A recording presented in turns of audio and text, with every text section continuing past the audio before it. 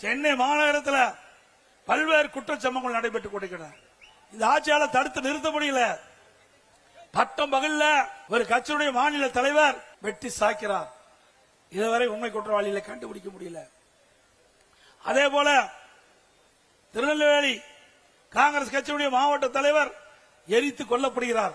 இதுவரை கண்டுபிடிக்க முடியல. அது மட்டும் இல்லாம தினந்தோறும் கொலை கொள்ளை சம்பவம் நடந்துகிட்டே இருக்குது. நாங்குநேரியில் பார்த்தா 2 இருசக்கர வாகனத்தில் சாலையில சென்றுட்டு இருக்காங்க. ஒரு இடத்துல மக்கள் நின்று கொண்டிருக்கிறாங்க.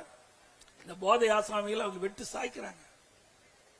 இப்படிப்பட்ட சம்பவம் தமிழகத்தில் நிலவிக் கொண்டிருக்கிறது. திராவிட முன்னேற்ற கழக ஆட்சியில பெண் பிள்ளைகள் வெளியிலே சென்று வீடு திரும்பினா தான் நிஜம். ஏண்டதலுக்கும் சிறுமிகளுக்கும் பாதுகாப்பு இல்ல, பெண்களுக்கும் பாதுகாப்பு இல்ல, பாட்டிமார்களுக்கும் பாதுகாப்பு இல்ல. இவ்வளவு மோசமான ஆட்சி இந்தியாவில் எங்கேயும் பார்க்க முடியாது. இன்றைக்கு அண்மையில பாத்தீங்கன்னா பல்வேறு சம்பவங்கள். இன்றைக்கு தூத்துக்குடி மாவட்டம் விளாத்திக்குளத்தில் பாத்தீங்கன்னா பள்ளி மாணவி பள்ளிக்கு சென்ற பொழுது வீடு திரும்பல, அத பாலியல் துன்புறுத்தி கொலை செஞ்சிருக்கிறாங்க. நல்லா சிந்திச்சு பாருங்க.